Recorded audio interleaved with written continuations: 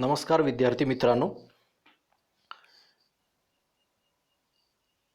कालच्या लेक्चरमध्ये exponential distribution बद्दल आपण माहिती घेत होतो आणि ही एक्सपोनेन्शियल डिस्ट्रीब्यूशनची माहिती घेत असताना आपण त्याची डेफिनेशन त्यानंतर त्याचा कन्सेप्ट समजावून घेतला की कोणत्या सिच्युएशनमध्ये कोणत्या संदर्भामध्ये तुमचं एक्सपोनेन्शियल डिस्ट्रीब्यूशन येतं.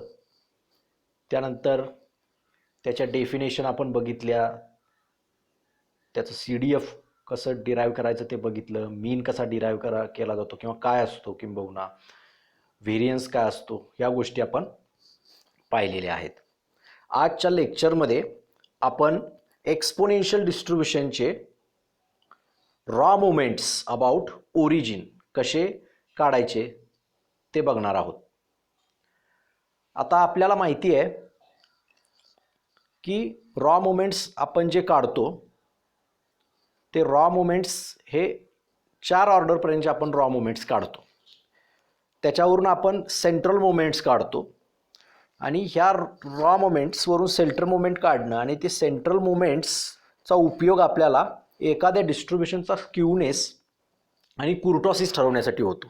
म्हणजे आपले जे काही डिस्क्रिप्टिव्ह मेजर्स आहेत, एखादं डिस्ट्रीब्युशनबद्दल एक आयडिया येण्यासाठी किंवा एखादा डेटा जो आहे तो पूर्णपणे डिस्क्राईब करण्यासाठी ज्या 4 गोष्टी आपल्याला माहीत असणं गरजेचं असतं, त्यापैकीच्या शेवटच्या 2 गोष्टी आहेत, त्या म्हणजे स्क्यूनेस आणि कुर्टोसिस.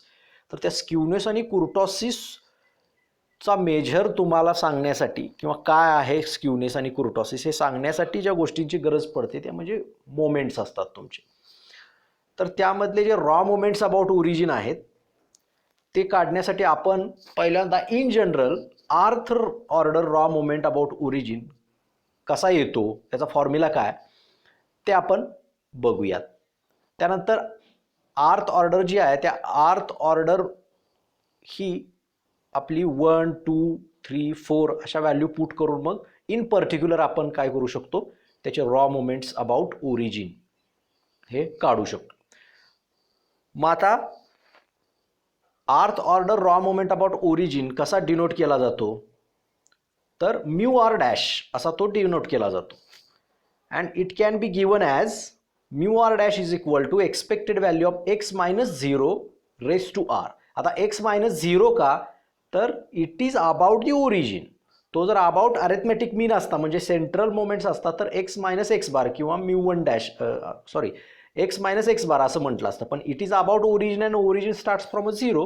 So expected value of x minus 0 bracket raise to r which is nothing but expected value of x raise to r असं आपण लिहितो. हे BSc भाग 1 मध्ये आपण पाहिलेलं आहे. आता expected value of x raise to r,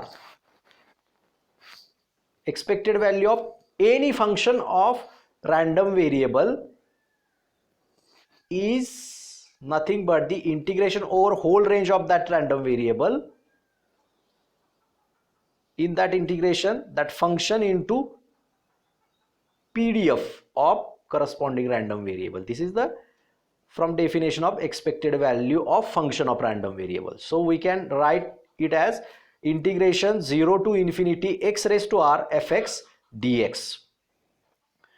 So here after substituting the value of f of x, that is PDF of x, because here x follows the exponential distribution with parameter theta, we can write PDF as theta into e raised to minus theta x. So our next step become as integration 0 to infinity x raised to r theta into e raised to minus theta x dx. So here theta is again constant, so it comes out from the integration.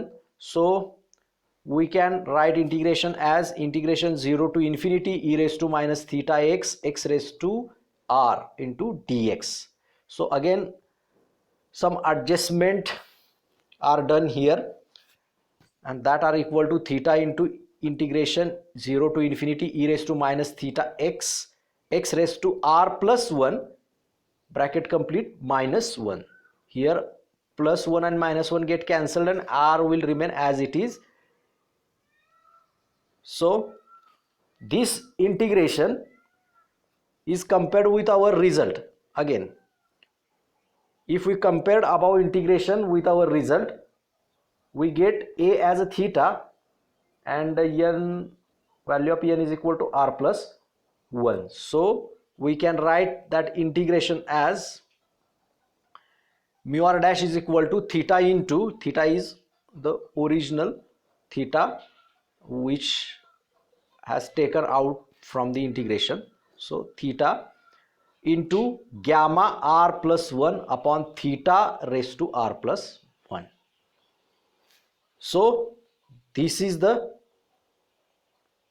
value. So here 1 theta from numerator and 1 theta from denominator is get cancelled, and final value of mu r dash is nothing but the gamma r plus 1 upon theta raised to r, where r can be 1, 2, 3, 4 and so on. So this is the rth order raw moment about origin.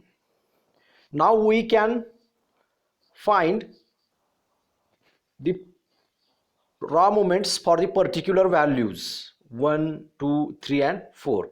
So if we put r is equal to 1, then we can get it as mu 1 dash is equal to gamma 1 plus 1 upon theta raised to 1, that is equal to gamma 2 upon theta. Gamma 2 is nothing but 1 factorial, so 1 factorial upon theta is nothing but the 1 by theta. So mu 1 dash is equal to 1 by theta. Next, if we put r is equal to 2 in the formula of rth order raw moment, we get mu 2 dash is equal to gamma 2 plus 1 upon theta square is equal to gamma 3 upon theta square. Gamma 3 is nothing but 2 factorial, so 2 factorial upon theta square, and value of 2 factorial is nothing but the 2. So mu 2 dash is equal to 2 upon theta square. Next, if we put the value of r as 3 in the formula of rth order raw moment about origin, we get mu 3 dash is equal to gamma 3 plus 1 upon theta cube, that is equal to gamma 4 upon theta cube, that is equal to 3 factorial upon theta cube, and 3 factorial is nothing but 3 into 2 into 1, so it is 6 upon theta cube. So mu 3 dash is equal to 6 upon theta cube. If we put r is equal to 4, we get mu 4 dash is equal to gamma 4 plus 1 upon theta raised to 4 is equal to gamma 5 upon theta raised to 4. Gamma 5 is nothing but the 4 factorial upon theta raised to 4, and 4 value of 4 factorial is 4 into 3 into 2 into 1. So mu 4 dash is equal to 24 upon theta raised to 4. So in this way we have find the first 4 raw moments about origin. Now from these values of raw moments about origin, by using relations between central moments and raw moments about origin, we find the value of central moments. So as we know, first order central moment is always equal to 0, so mu 1 is equal to 0. Now second order central moment mu 2 is equal to mu 2 dash minus mu 1 dash bracket square, and it is 2 upon theta square minus 1 upon theta bracket square. By taking subtraction, we get final answer of mu 2 is equal to 1 upon theta square, which is nothing but the variance, which is similar to variance. Next, mu 3 is equal to mu 3 dash minus 3 mu 2 dash mu 1 dash plus 2 mu 1 dash bracket cube. So after substituting the values of raw moments about origin in the formula of mu 3, our denominator becomes theta cube. So we can take addition and subtraction of values which are in the numerator. So we get mu 3, sorry, there is mistake, mu 3 is equal to 2 upon theta cube. Now mu 4 is equal to, formula of mu 4 is equal to mu 4 dash minus 4 mu 3 dash mu 1 dash plus 6 mu 2 dash mu 1 dash square minus 3 mu 1 dash raised to 4. After substituting the value of up to 4th order raw moments about origin, our denominator becomes theta raised to 4. So there is only addition and subtraction in the values of numerator, and final value of mu 4 get as 9 upon theta raised to 4. So mu 4 is equal to 9 upon theta raised to 4. So next we have to find the MGF of exponential distribution.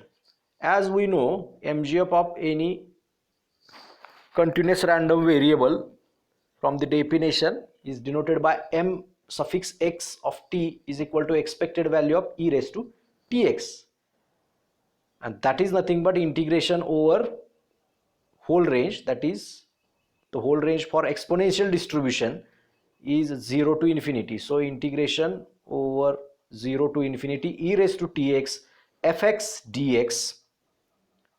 So fx is a theta into e raised to minus theta x. So we can write it as integration 0 to theta 0 to infinity e raised to tx into theta into e raised to minus theta x dx. So here again theta is constant, so it comes out from the integration, and some adjustment in the integration. So integration can be written as integration 0 to infinity e raised to minus in bracket theta minus t bracket complete into x dx. Here base e is a common, so we can take the addition of powers. So while writing addition of powers, we take minus as a common, so minus out of the bracket, in bracket theta minus t into x. So after solving this integration,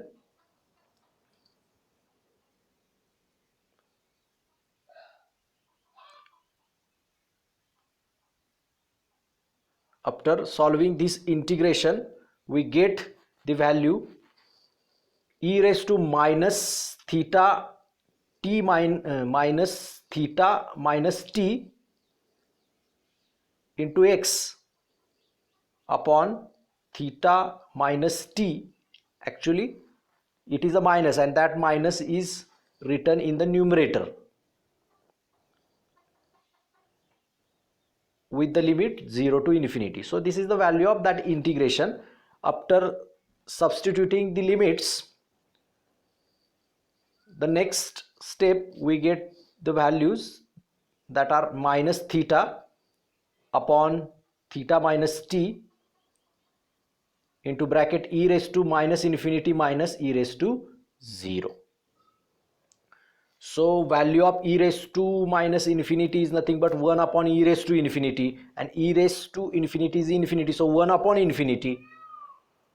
So 1 upon infinity is nothing but the 0, so there will only minus 1 will remain. So minus 1 will be multiplied with the quantity outside the bracket, so this quantity will, from this quantity the minus sign will be vanish. So final form will be the theta upon theta minus t. If we take reciprocal, we get theta minus t upon theta, and this can be raised to minus 1, and this can be solved because theta upon theta is 1 and t upon theta remains as it is. So MGF of exponential distribution with parameter theta is 1 minus t upon theta bracket raised to minus 1, and this is if t is less than theta. In this situation, this exists, t is less than theta. So this is the MGF of exponential distribution. Now we also find our raw moments from the expansion of MGF in the powers of t. If we expand our MGF in the powers of t, from that expansion we can also find the raw moments. So our MGF mx of t is nothing but the 1 minus t upon theta raised to minus 1, and this 1 minus some value raised to minus 1 can be expanded as follows: 1 plus t by theta plus t by theta square plus t by theta cube plus t by theta raised to 4, and so on. In next step, we have taken some adjustments.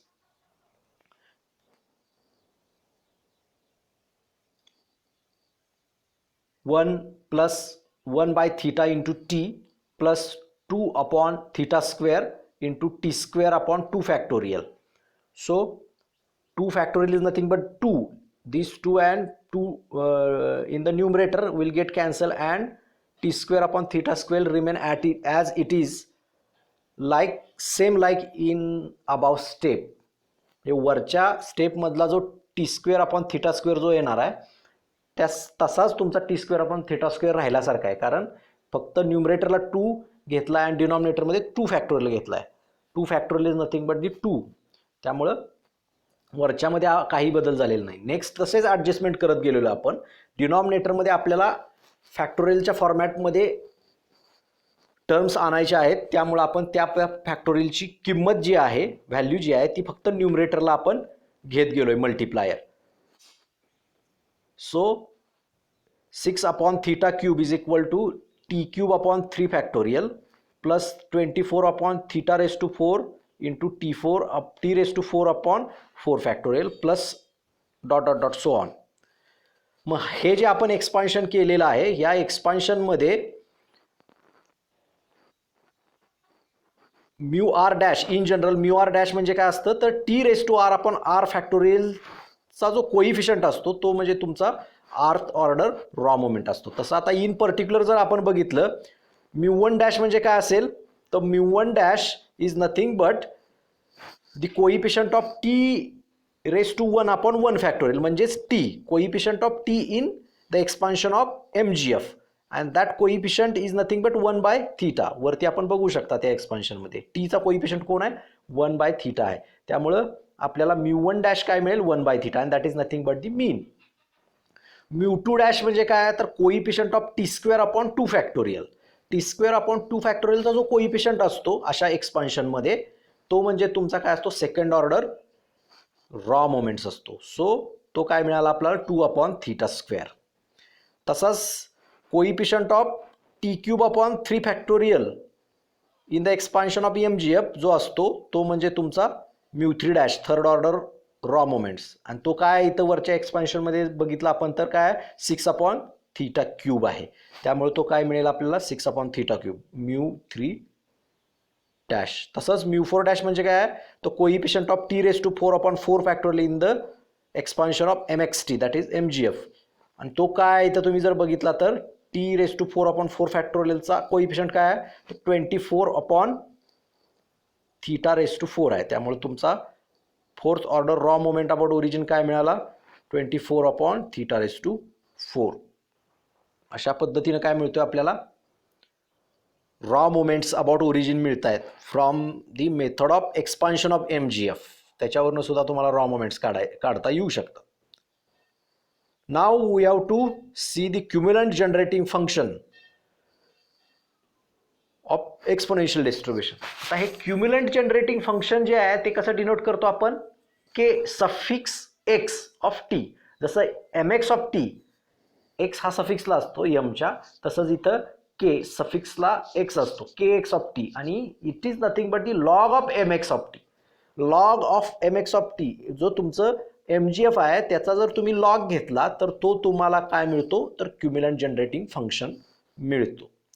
त्यामुळे log of 1 minus t by theta raise to -1 जो आहे तो म्हणजे तुमचा काय असणार आहे, क्युम्युलंट असणार आहे. मग ती जी पॉवर आहे ती -1 पॉवर आहे ती मल्टिप्लायर होईल. So minus log of 1 minus t by theta is our KX of T. आता मग काय करणार आपण, ही जी सेरीज आहे लॉग सेरीज, ती लॉगची सेरीज आपण एक्सपांड करू शकतो, लिहू शकतो लॉगच्या सेरीजवरून. तर आपण लॉगची सेरीज मग कशी लिहिणार आहोत, मायनस तसाच, आणि ज्यावेळेला लॉग 1 मायनस सम कॉन्स्टंट असतो त्यावेळेला जी सेरीज लिहितो आपण ती अशी या पद्धतीने असते, minus t by theta minus 1/2 into 2 upon theta bracket square minus 1/3 t upon theta bracket cube minus 1/4 t by theta bracket raise to 4 minus so on. पुढच्या टर्म तशाच 1/5 अँड ब्रॅकेट रेस टू 5 वगैरे अशा पद्धतीने पुढच्या term येतील. मग आता काय होईल, हा जो ब्रॅकेट आहे त्या ब्रॅकेटच्या बाहेर जे मायनस साईन आहे त्या आतमध्ये घेतलं तर सगळ्या टर्म आपल्या काय होतील, पॉझिटिव्ह होतील. आणि फक्त आता मला काय करायचं आहे, क्युम्युलंट्स काढण्यासाठी मला काय लागतं, तर टीची power divided by corresponding factorial घेण्यासाठी मी काय केलं, थोड्या ॲडजस्टमेंट केल्या. तर काय केलं, पहिली टर्म माझी तशीच येईल, T by theta plus 1 upon theta square into T square upon 2 factorial. आता काय केलं मी, तर जे 1/2 होतं ते 1/2 टी स्क्वेअरला खाली घेतलं आणि 1 अपॉन थीटा स्क्वेअर आहे तो फक्त बाजूला घेतला. परत तो नेक्स्ट टर्ममध्ये जो 3 आहे त्याचा 3 फॅक्टोरियल करण्यासाठी तुम्हाला 2 न मल्टिप्लाय करावं लागेल डिनॉमिनेटरमध्ये.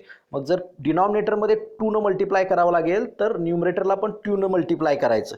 त्यामुळं व्हॅल्यू तुमची कॉन्स्टंट राहील वरच्या स्टेपमध्ये जी आहे त्या टर्मची व्हॅल्यू जी आहे ती व्हॅल्यू पण खालच्या स्टेपमध्ये तशीच ठेवायची असेल तर 2 फॅक्टोरियलनं जर डिनॉमिनेटरला मल्टिप्लाय केलं असेल तर वरती सुद्धा 2 नच मल्टिप्लाय करावं लागेल. त्यामुळं 3 इंटू 2 डिनॉमिनेटरला जो आहे तो 3 इंटू 2 म्हणजे 3 फॅक्टोरियल होईल तुमचा. सो आपल्याला काय मिळेल, 2 upon theta cube is equal two into T cube upon 3 factorial plus, तसंच डिनॉमिनेटरला आपल्याला 4 फॅक्टोरियल आणायचं असेल तर 4 इंटू 3 इंटू 2 इंटू 1 करावं लागेल.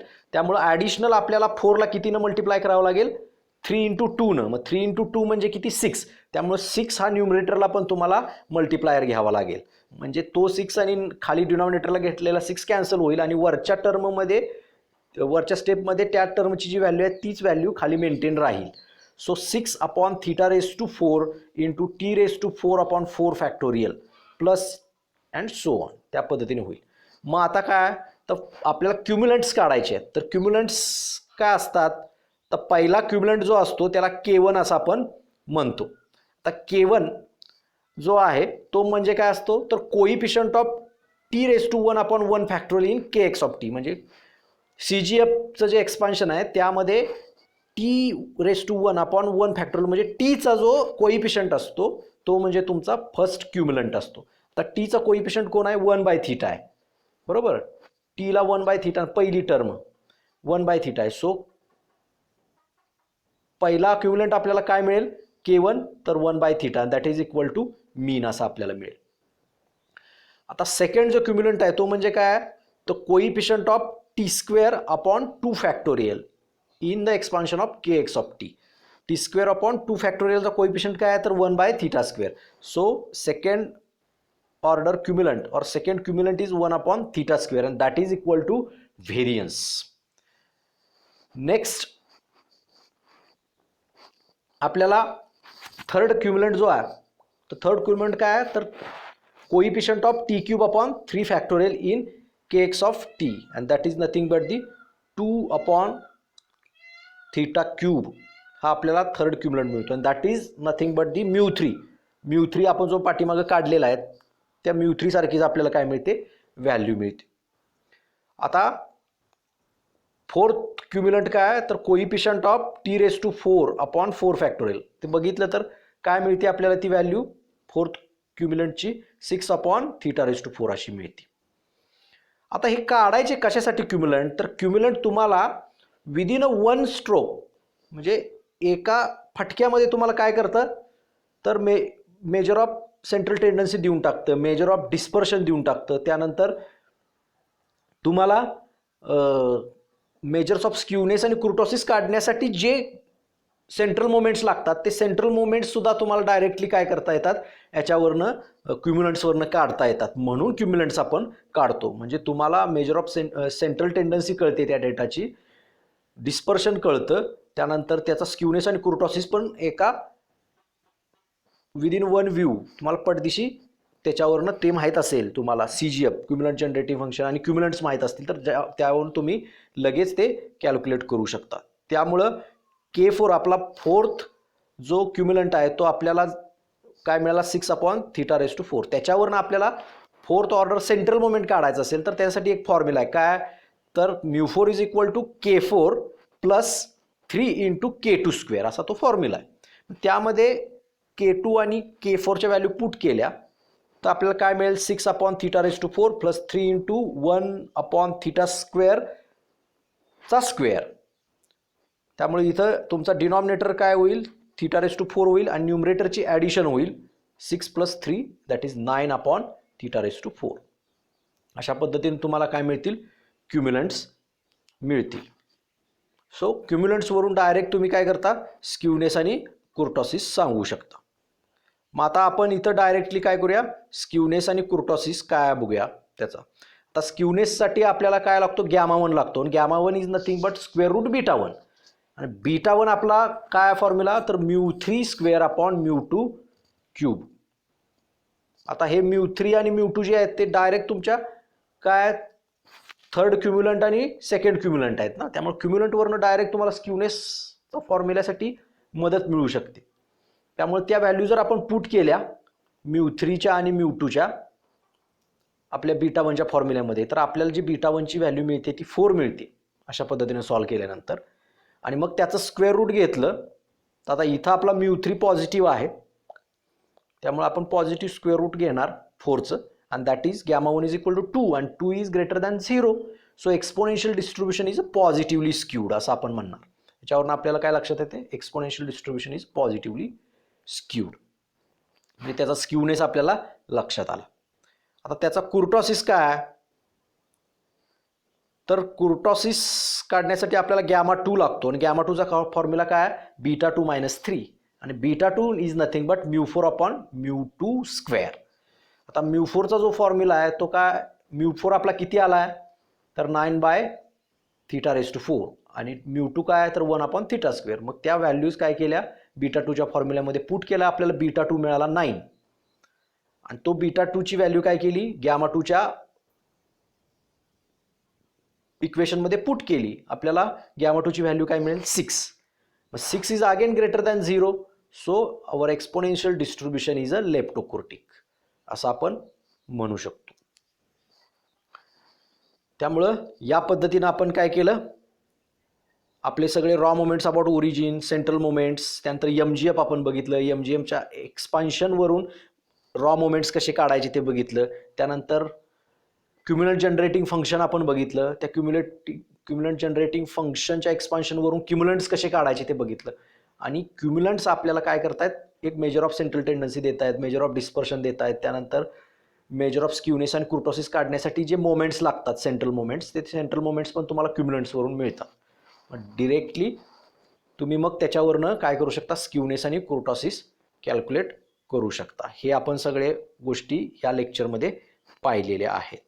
Okay, now today we are going to stop here. In next lecture we can see next part. Thank you.